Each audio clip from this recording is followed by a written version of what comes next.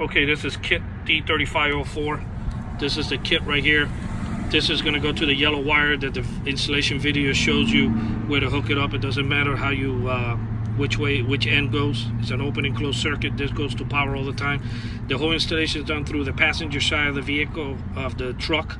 You're going to run this wire underneath the grommet that we showed you in the video, all the way underneath the truck, all the way to the back. And you're going to hook up this pin switch in the back, and the video shows you exactly where to mount this pin switch. You probably, you know, the pin switch is you have to cut it, size it to whatever you need, so when your tailgate closes, normally I think is you've got to cut the first 3 little balls out, 1 2 3, and you're going to cut it like about to here, and that's going to be a good fit for you.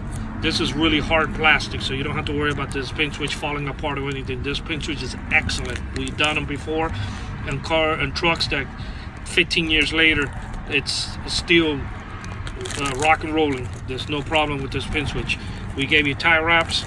Okay, this is the kit D3504. This is for the F-150, F-250, and F-350 Super Dually trucks to protect the rear tailgate.